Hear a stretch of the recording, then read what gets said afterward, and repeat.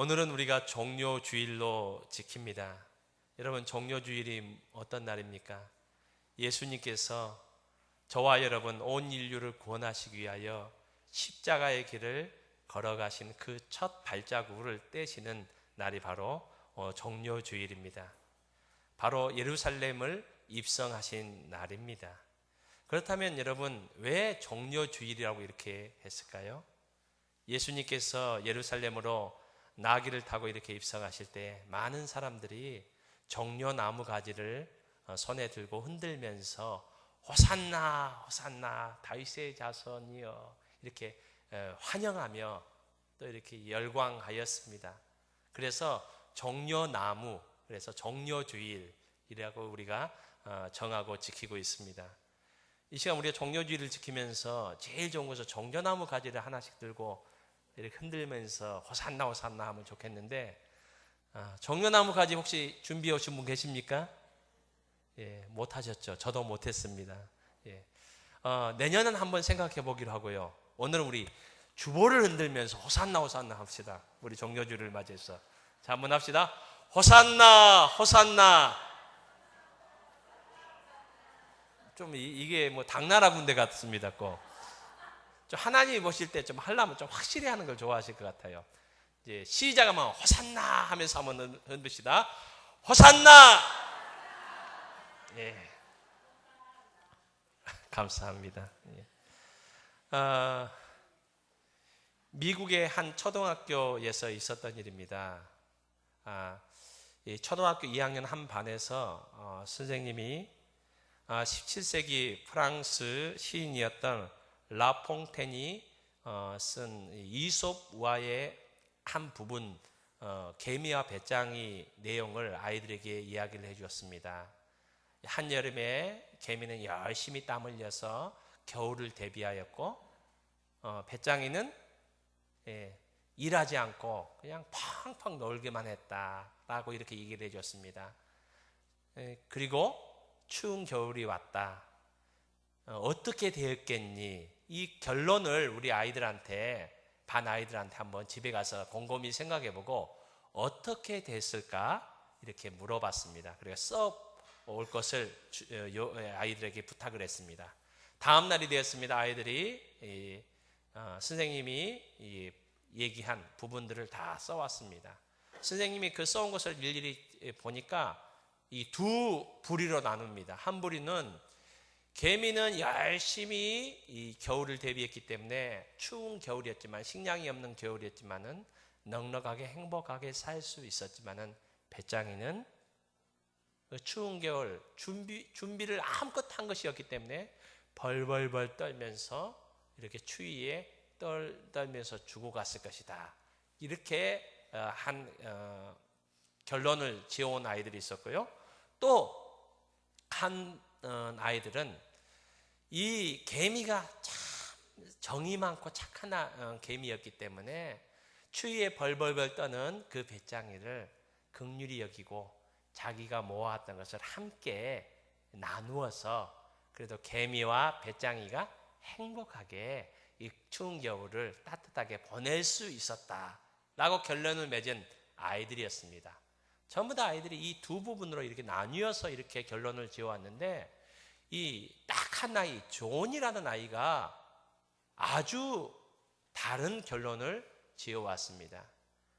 이 개미가 보니까 배짱이가 아무것도 준비하지 않고 추위에 벌벌벌 떠니까 이 개미가 이 배짱이를 불쌍히 여기며 배짱이를 사랑해서 자기가 모은 것을 다 주는 겁니다. 아낌없이 다 주는 겁니다. 여러분, 아낌없이 주는 나무라는 이야기 내용 알잖아요. 나무가 과일을 주고 모든 것을 주다가 마지막에는 이 소년이 무엇을 원합니까? 여행 가기를 원한다. 먼 나라 배를 타고. 그러니까 자기의 몸을 베어서 배를 만들어서 떠나가라고. 그래서 결국에는 이제 밑둥만 남잖아요. 그럼에도 불구하고 이 아낌없이 주는 나무가 행복해했다는 그 내용을 우리가 알고 있습니다. 그것처럼 이 개미가 자기 있는 것 모든 것을 아낌없이 주어서 배짱이는 겨울을 넉넉히 지낼 수 있었지만은 이 개미는 아무것도 없기 때문에 죽었다. 참 생각할 수 없는 내용이잖아요. 그런데 이 존이라는 아이가 그렇게 끝나면서 어떤 그림을 하나 그렸어요. 마지막에 그림을 그렸는데 그 그림은 십자가였습니다. 십자가. 바로 세상에서는 이렇게 이런 일이 일어날 수 없지만은 바로 2000년 전 십자가에서 예수 그리스도께서 우리를 위해서 모든 것을 내어주시는 그 사랑을 베풀어 주셨습니다. 라고 이렇게 이 아이가 이런 이야기를 표현하고 싶었던 것입니다. 여러분, 찬송가 151장 만왕의 왕 내 주께서 이 찬양 마지막 후렴 부분에는 십자가 십자가 내가 처음 볼 때에 나의 마음의 큰 고통 사라져 오늘 믿고서 내 눈 밝았네 참 내 기쁨 영원하도다. 아멘. 여러분, 주님께서 십자가의 길을 가셔서 그 십자가에서 우리의 구원을 이루어 주심으로 우리의 죄의 문제가 해결되었음을 믿습니다. 그리고 저와 여러분이 값없이 하나님의 자녀가 되었고 천국에 갈 수 있는 은혜가 임했음을 믿습니다. 여러분, 어떤 일이 생기더라도 어떤 상황이 발생하더라도 하나님께서 우리에게 주신 이 구원은 취소되지 않습니다. 우리 모두가 하나님께서 예비하신 저 천국에 가게 될 줄로 믿습니다. 여러분, 예수님께서는 이 십자가에 대해서 예수님께서 이 땅에 오신 목적이 십자가고 이 십자가의 길을 걸어가실 것을 제자들에게 누누이 말씀하셨습니다. 그러면서 예수님께서는 이것만 말씀하신 것이 아니라 십자가의 길은 예수님께서 가시는 길이지만은 제자들에게도 요구하신 한 길이 있습니다. 여러분, 마태복음 16장 24절 말씀에 이렇게 예수님께서 말씀하셨습니다. 누구든지 나를 따라오려거든 자기를 부인하고 자기 십자가를 지고 나를 따라와야 된다. 나를 쫓아야 된다. 우리 예수님께서 우리를 위하여 갈보리 그 골고다 언덕에 십자가를 지시기 위해서 가셨지만은 그리고 우리의 구원을 완성하셨지만은 그리고 우리에게도 그 주님을 따라가면서 져야 될 십자가가 있음을 말씀하고 있습니다. 그래서 예수님께서는 또 마태복음 10장 38절 말씀에서 이렇게 말씀합니다. 자기 십자가를 지고 나를 따르지 않는 자도 내게 합당하지 않는다 라고 이렇게 말씀하고 있습니다. 여러분, 우리가 십자가를 지지 않는다면 주님과 상관없는 자다라고 이렇게 말씀하고 있습니다. 세상은 우리를 그리스도인이라고 부릅니다. 저와 여러분이 그리스도인임을 믿습니다. 그리스도인은 그리스도의 사람들을 말합니다. 그리스도에게 속한 사람들을 말합니다. 저는 다른 표현으로 이렇게 말씀드리고 싶습니다. 십자가를 지고 가는 사람들, 십자가의 길을 걸어가는 사람들. 오늘 우리 월계교회 모든 공동체원들이 십자가의 길을 걸어가는 그리스도인들 다 될 수 있기를 주님의 이름으로 축복합니다. 여러분, 오늘 예수님께서 이제 바로 다음 날 십자가를 지셔야 됩니다. 그 바로 전날 예수님의 제자들을 겟세마네 동산으로 이끌고 거기서 기도하시는 내용이 오늘 본문의 내용입니다. 예수님께서는 오늘 본문 내용을 통해서 저와 여러분이 그리스도인이 십자가의 길을 가야 되는데 어떻게 십자가의 길을 갈 수 있고 십자가의 길은 어떻게 우리가 가야 되는지를 말씀해 주고 있습니다. 저는 오늘 말씀을 통하여 두 가지 부분을 우리가 붙잡을 수 있기를 원합니다. 제가 어제 점심쯤인 것 같습니다. 점심을 먹기 전인데요.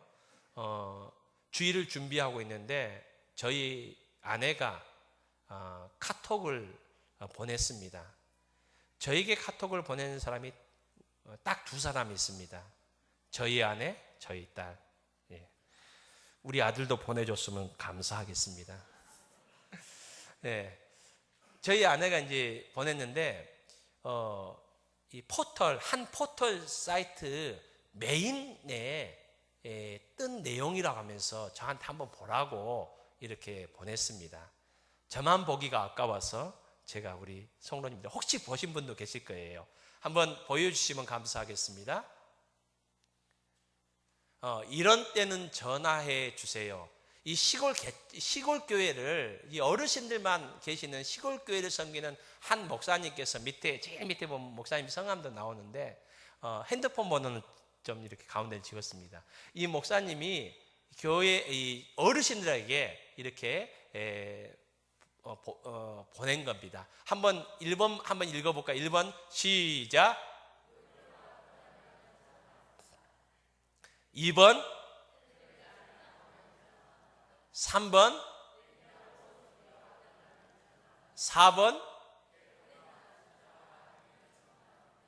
여러분 계속 읽어보면 어떤 내용입니까?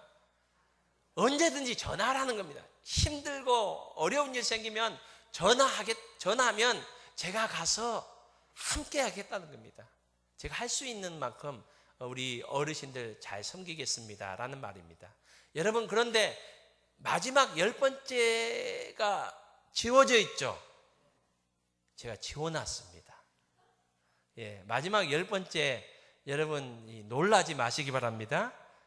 이걸 누가 했냐면 목사님이 했습니다. 자, 10번째 한번 보여주세요. 10번 읽습니다. 시작. 왜 이렇게 어려워하십니까? 괜찮습니다. 10번 다시 읽습니다. 시작.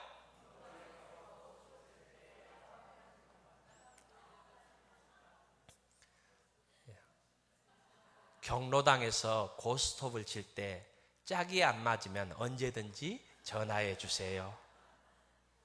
예. 고스톱은 최소한 몇 명이 쳐야 됩니까? 3명. 광팔려면 4명, 5명으로 되죠? 제가 괜히 광판다는 얘기 했는가 모르겠네요. 예. 여러분, 저한테 전화하시면 안 됩니다. 저는 이 내용을 보면서 재미있는 내용이기도 하지만, 그래서 이 포털 사이트 메인 화면에 띄었겠죠. 목사님이 그런 내용을 썼다니 라고 이렇게. 저는 그 목사님 마음이 참 이렇게 제 마음속에 전해지더라고요. 우리 어르신들 어떤 상황, 어떤 힘든 상황이든지 제가 가서 어르신들과 함께 하겠습니다. 언제든지 어떤 상황인데 어려움 없이 저를 불러주십시오 라고 이렇게 한 내용인 것 같습니다. 여러분, 참 이 목사님이 어르신들과 함께 하려는 이 마음이 얼마나 좋습니까? 우리 월계교회가 힘들 때나 어려울 때나 함께 할 수 있는 아름다운 공동체 될 수 있기를 주님의 이름으로 축복합니다. 여러분, 요즘 우리나라 정치가 참 많이 시끄러운 것 같습니다. 정치권 뉴스가 많이 이렇게 등장을 합니다. 정치권 뉴스들이 많이 홍수처럼 쏟아지는데 많이 나오는 단어 중에 하나가 컷오프라는 단어더라고요. 컷오프. 이 말은 자르다는 겁니다. 다른 말로 하면 쉽게 말하면 탈락됐다는 겁니다. 각 정당마다 국회의원 공천을 하는데 경쟁률이 있기 때문에 어떤 사람들은 공천을 주고 어떤 사람들은 이 컷오프, 탈락시키고 있다는 내용들입니다. 이게 화제가 되고 있습니다. 이것이 논란이 되고 있습니다. 여러분, 국회의원을 공천을 주는 공천 기준이 무엇이 되어야 될까요? 저는 국민이라고 확신합니다.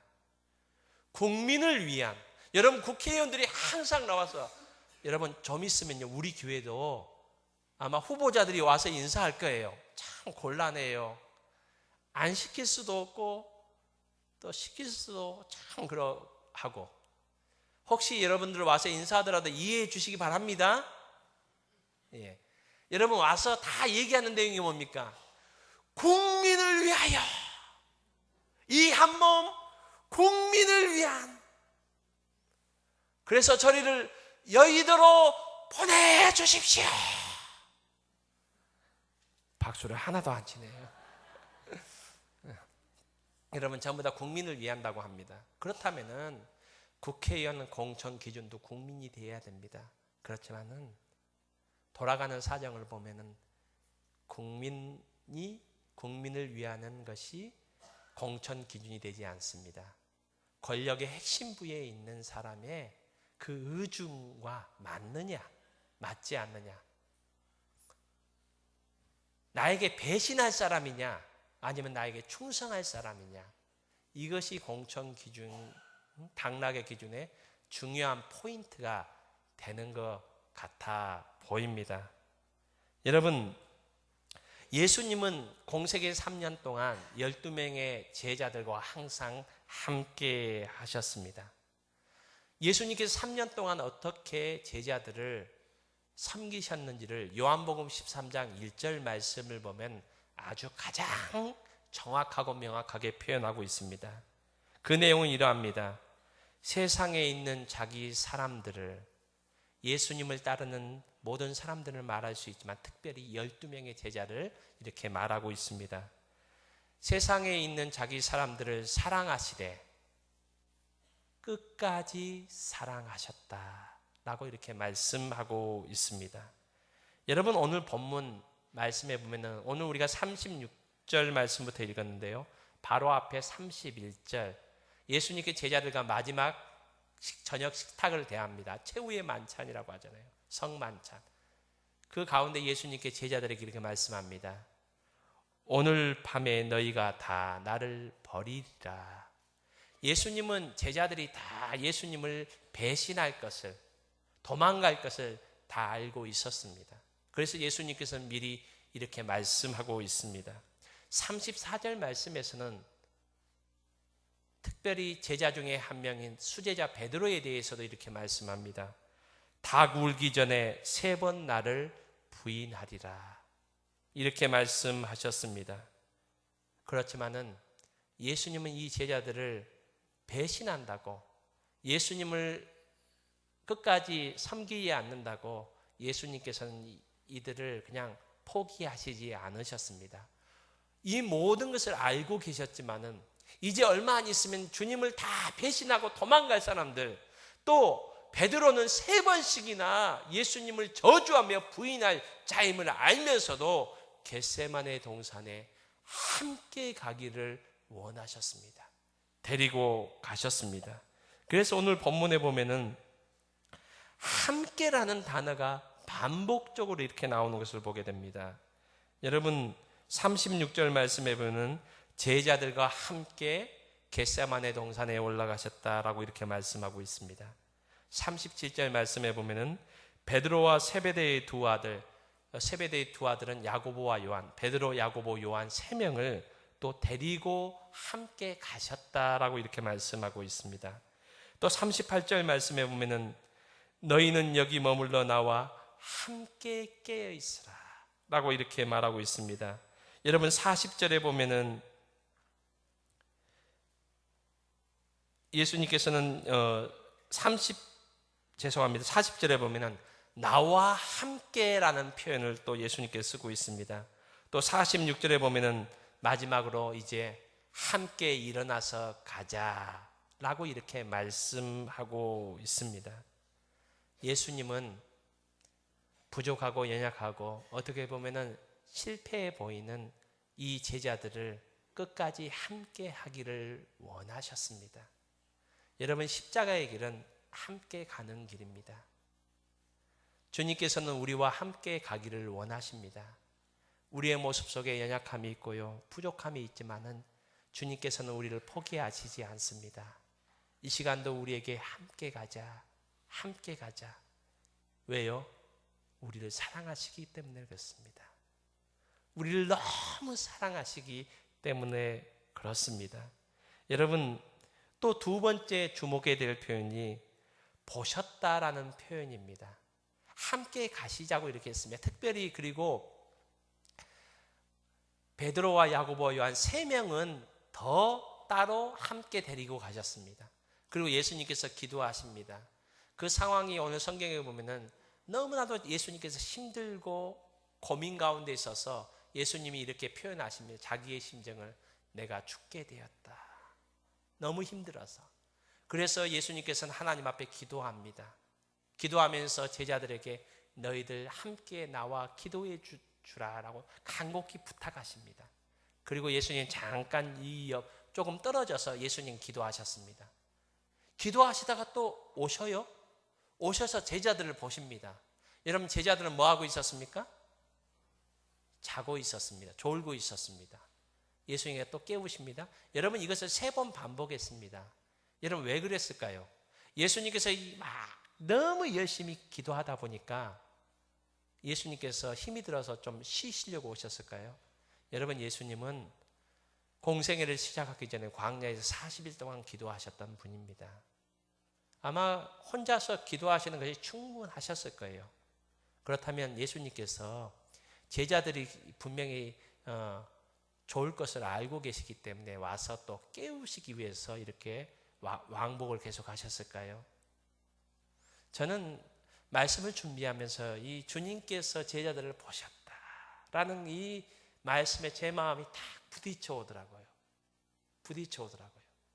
주님께서 이 제자들을, 배신할 제자들, 그리고 마지막으로 부탁한 그 기도도 제대로 못해서 육신이 약해서 기도하지 못하고 졸고 있는 그 제자들, 거듭거듭 졸고 있는 그 제자들을 어떤 모습으로 보고 계셨을까? 여러분, 자녀들을 키우다 보면은 자녀들로 인해서 기쁘고 즐거운 일도 있지만 때때로는 참 힘들고 가슴 아플 때가 있습니다. 자녀들이 잘못을 했다거나 자녀들이 속을 상당히 상하게 할 때가 있습니다. 제가 이렇게 얘기하면 우리 아이들이 그래서 목사님이 참 힘든가 보다 이렇게 생각하실 것 같아서 저희 아이들은 그렇게 속썩이지 않습니다. 그냥 일주일에 한 번 정도 속썩입니다. 그래서 너무 마음이 상해서 막 어떤 데는 어렸을 때는, 커서는 매 때리기가 힘들더라고요. 어렸을 때는 이 매로 때리기도 하고 또 혼을 막 내서 애가 막 울고, 애는 울 대로 울고 저도 마음이 많이 상하고 힘들어서 이렇게 집을 이제 나와서 교회에 올 때도 있습니다. 여러분, 그래서 2번 다시는 이 녀석 얼굴 보기 싫다는 그런 생각이 잠시 들 때도 있는데, 여러분, 한참 지나고 마음을 진정하고 집에 와서 딱 오는데, 여러분, 어디를 열어볼까요? 아이들 방문을 열어봐요. 방문을 열어보는데 이 울다 이렇게 지쳐서 자는 그 아이 얼굴을 보는데 마음이 얼마나 그런지요. 그리고 또 한 가지는 그 모습을 보면서 제 마음이 위로가 되고 회복이 되는 경우들이 있더라고요. 그 울면서 지쳐 자고 있는 아이, 그 모습. 여러분, 예수님께서 참 너무나 힘들고 어려워서 기도를 부탁하고 좀 기도할 것을 요청하고 있지만은 지쳐서 이렇게 기도하지 못하고 쓰러져 있는, 졸고 있는 제자들의 모습을 어떤 모습으로 보셨을까요? 여러분, 예수님께서는 그 모습을 보고 위로받으셨다고 저는 생각합니다. 비록 연약하고 부족한 모습이지만은. 여러분, 왜 제가 자녀들을 때문에 실수한, 잘못한 자녀들의 그 울면서 자는 모습을 보고 다시 위로를 받을까요? 왜 제가 사랑을 할까요? 제 자녀이기 때문이겠습니다. 하나님께서는 시편 2편 7절 말씀에서 이렇게 말씀하십니다. 이스라엘 백성들에게, 저와 여러분에게, 너는 내 아들이다. 내가 오늘 너를 낳았다. 라고 말씀합니다. 여러분, 우리 예수님은요, 기도하시다가 너무 힘들었습니다. 그때 비록 졸고는 있지만은 그 제자들의 모습을 보고 다시 힘을 얻어서 저는 기도했다고 믿습니다. 왜냐하면 그 제자들을 사랑하시기 때문에 그렇습니다. 그 제자들을 너무나 사랑하시기 때문에 십자가의 그 골고다의 길로 가시기 때문입니다. 여러분, 이 하나님이 저와 여러분의 아버지 되십니다. 40절 말씀에서 우리 예수님은 제자들에게 이렇게 말씀하십니다. 너희가 나와 함께 한 시간도 이렇게 깨어 있을 수 없더냐. 여러분, 이 말씀은 나와 함께 하자라는 말씀입니다. 여러분, 부족하고 허물 많은 제자들이었지만은 예수님은 그들과 함께 마지막까지 십자가의 길을 가시기를 원하셨습니다. 여러분, 우리의 삶 가운데서도 어떤 때는 말없이 함께 있어주는 것이 우리에게 더 큰 위로가 되어줄 때가 있습니다. 우리의 가정에 10년, 20년, 30년 어떤 데는 속상하게 하고 참 마음 상하게 하는 남편이고 아내이고 부모고 자녀이라 할지라도 지금까지 함께 해온 우리의 가족들을 우리가 서로 사랑할 수 있는 저와 여러분이 될 수 있기를 소망합니다. 여러분, 이 시간 우리 함께 예배드리는 우리 월계교회 공동체, 어떤 분은 이름도 모르고 어떤 분은 말 한마디도 나누지 못한 지체라 할지라도 여러분, 이 시간 함께 예배드리는 우리 지체들, 하나님께서 우리 월계교회 공동체 모든 사람들이 힘들고 어려울 때라 할지라도 함께 하나님 앞에 믿음으로 십자가의 길을 함께 가기를 원하십니다. 우리 공동체가 이 길에 함께 나아가는 아름다운 공동체 될 수 있기를 주님의 이름으로 축복합니다. 주님께서는 말씀하십니다. 오늘 본문 말씀에서 십자가의 길은 기도로 가는 길임을 말씀하십니다. 주님께는 십자가를 길을 가시면서 오늘 기도의 자리에 서 계십니다. 주님께서 왜 기도하고 계십니까? 자신을 위해서 기도하시기 때문이기도 하지만은 제자들에게 십자가의 길은 바로 기도를 통하여 갈 수 있음을 몸소 보여주고 계십니다. 주님의 기도의 핵심은 무엇입니까? 여러분, 39절 말씀에서 주님은 이렇게 기도합니다. 하나님 아버지, 나의 원대로 마옵시고 아버지의 원대로 하옵소서라고 기도하고 있습니다. 여러분, 42절에도 예수님께서는 또 이렇게 기도합니다. 아버지의 원대로 되기를 원합니다 라고 이렇게 기도하고 있습니다. 여러분, 기도의 핵심은 하나님의 뜻대로 하나님의 원대로 기도하는 겁니다. 여러분, 우리가 십자가의 길을 가기를 원하지만은 왜 실패합니까? 왜 넘어집니까? 왜 포기합니까? 그것은 우리가 기도하지만은 우리의 기도의 많은 내용들이 우리의 유익과 우리의 뜻과 우리의 바람과 우리의 기대와 우리의 소망을 위한 기도로 채워졌기 때문입니다. 그래서 더 이상 하나님의 뜻은 자리 잡을 곳이 없습니다. 예수님께서는 마태복음 7장 말씀에서 주기도문을 우리에게 가르쳐 주십니다. 제자들이 예수님, 우리에게도 기도문을 기도하는 방법을 가르쳐 주십시오라고 가르쳐 주실 때에 우리를 하나님 앞에 일용할 양식을 주옵시고 라고 기도하라고 이렇게 가르쳐 주셨습니다. 우리의 필요를 위해서 기도하라고 가르쳐 주셨습니다. 여러분, 그렇지만은 그 바로 앞구절이 어떤 내용인지 아십니까? 그 앞구절, 오늘 우리에게 일용할 양식을 주시고 라는 기도문 바로 앞구절이 아버지의 뜻이 하늘에서 같이 땅에서도 이루어지게 하소서, 하나님의 뜻이 이루어지기를 원합니다 라고 기도하라고 말씀합니다. 마태복음 6장 33절 말씀에도 그러므로 너희는 먼저 그의 나라와 그의 의를 구하라, 그리하면 이 모든 것을 너희에게 더하시리라 라고 말씀하고 있습니다. 여러분, 우리가 십자가의 길을 가기를 원한다면은 우리의 기도의 핵심이 하나님의 뜻이 될 수 있기를 바랍니다. 우리가 바라고 원하는 것들이 있지만은 우리가 하나님의 뜻을 붙잡지 못하면은 십자가를 질 수가 없고 십자가의 길을 갈 수가 없습니다. 저는 오늘 설교를 마치면서 십자가의 길을 걸어간 한 인물을 소개하기를 원합니다. 여러분 혹시 바누아투 공화국이라는 곳을 아십니까? 바누아투 공화국. 바누아투 공화국이 어디에 있는지 혹시 아십니까? 지도를 준비했는데 한번 지도를 보여주시면 감사하겠습니다.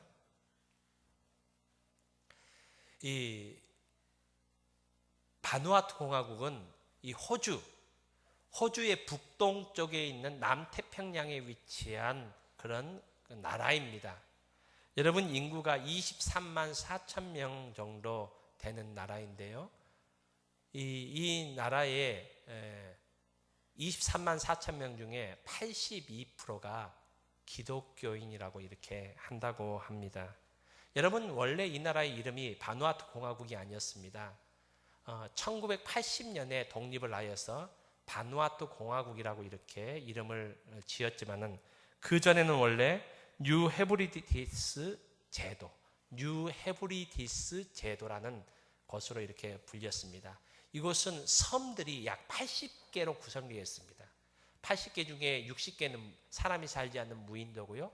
사람이 사는 섬은 20개밖에 되지 않는다고 합니다.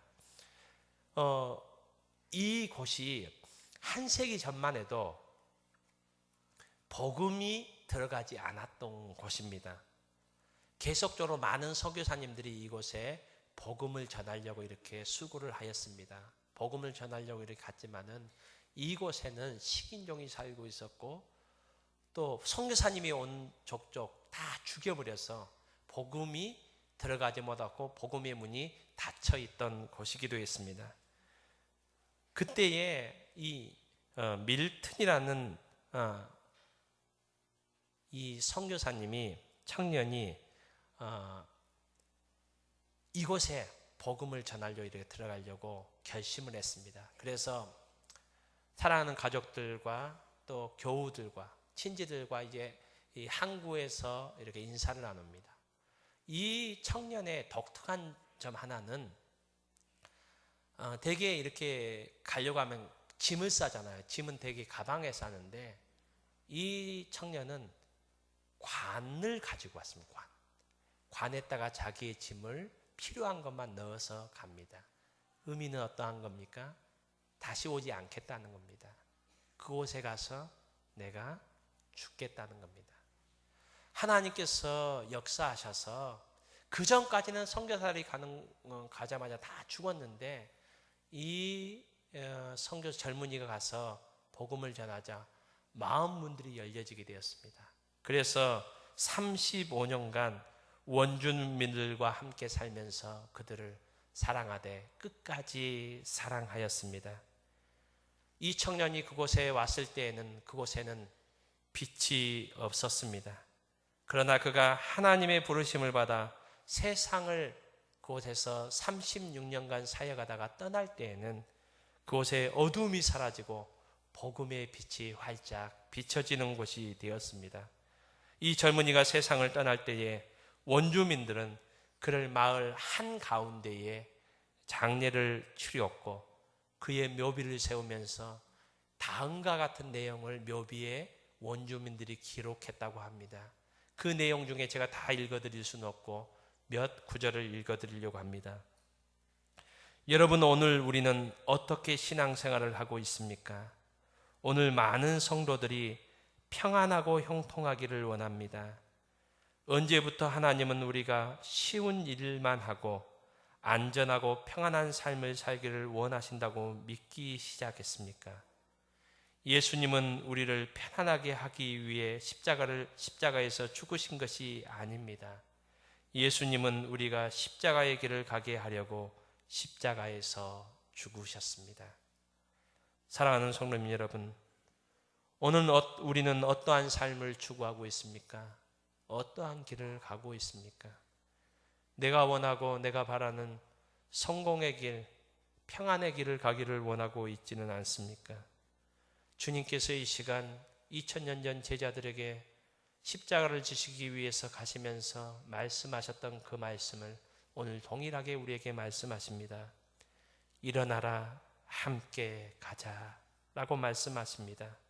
사랑하는 성도님 여러분, 우리 월계교회 공동체가 한 사람도 빠짐없이 힘들고 어렵더라도 우리가 함께 십자가의 길로 나아가는 아름다운 공동체 될 수 있기를 소망합니다.